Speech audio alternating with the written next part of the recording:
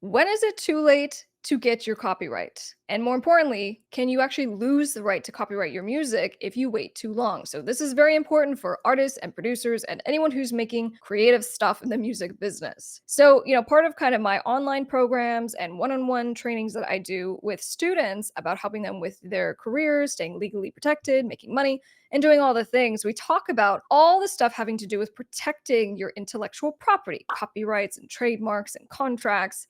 And so when it gets to discussing about copyright, well, can you kind of screw yourself by waiting too long? And the answer is in this video. So let me go through, the crucial considerations that you have to explore first and foremost in regards to copywriting. We have to first talk about kind of the power of getting that copyright protection. But first, what you need to know is that you do have copyright protection as soon as you make the thing. So there is a difference here. Please pay attention. When you make your creative work, right? So let's say I'm at the piano, I put down some chords, I'm singing into my phone, I'm recording and I'm kind of demoing it out. Even at that stage, I actually have copyright protection in my melodies, my words, in my chord progressions, right? So I'm already protected at that level. And that's the great news. And that's why copyright law does protect you just at kind of like a standard baseline. But then we go into, well, there is a crucial role with actually getting a registration. So the registration, so because this seems to be a big confusion point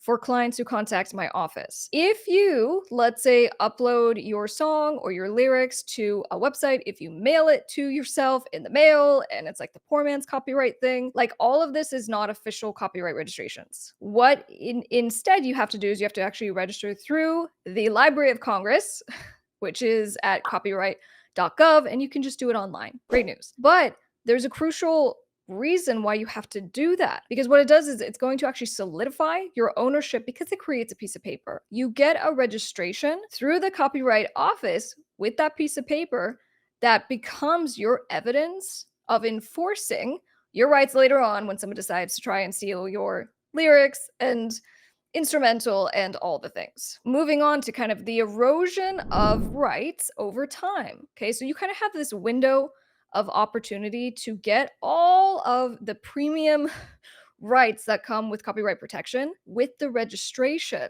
Okay, and the longer that you wait, the more that opportunity closes. So what you need to do is you need to actually act quickly to get your stuff registered and to do it through the Copyright Office. If you guys are you're holding on and if you're confused at any point in this, please leave a comment down below and I will clarify for you because this stuff is so very, very important. So what you're going to do is that you're actually going to maximize your legal protection by acting swiftly. What you're going to do is you're going to open the opportunity to get additional legal protections through things like statutory damages and attorney's fees. So what happens is if you wait too long, you will lose some of these rights that come with copyright protection. Now you got to do it one way or another. All right, if you're watching this video and you have stuff that you, should have registered 10 years ago, you likely have more limited protection with copyright, but you still need to do it because in order to enforce your rights in a court of law, in order to do any of the things you got to do to protect against infringement, you need to have the registration. Very simple. So then let's talk about what's the price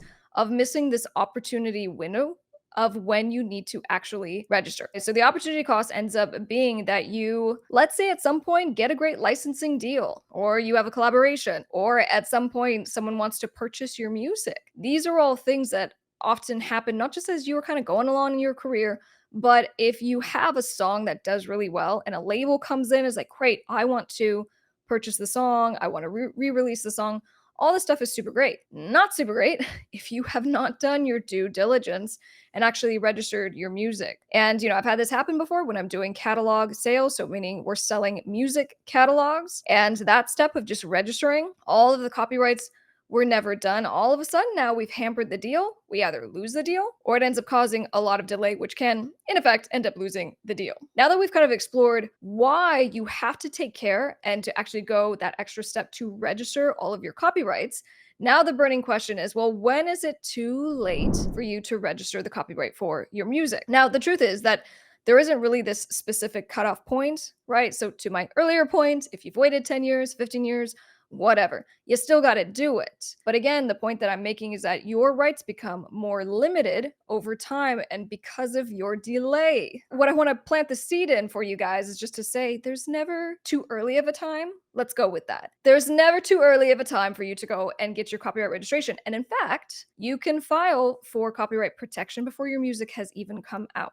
So my kind of rule of thumb is make sure you have filed for copyright registration through copyright.gov no later than when the song has actually come out. If you do it beforehand, great, kudos to you, but I would not wait any longer than that because again, your window of opportunity is gonna start to close. On the channel, I do a ton of videos. We're talking about copyright and trademark and contracts and all the things that you have to know in order to really protect yourself and to protect your money. I mean, at the end of the day, what are we talking about here? It's protecting your money. That's what happens when you get into trouble, when you have a breach of contract, when someone comes after you. We're talking about monetary damages. So if you found this video helpful, you definitely want to subscribe to the channel, turn on this bell notifications so you don't miss any of our videos. And if you need help, message me on Top Music Attorney on Instagram and let me know what you're up to.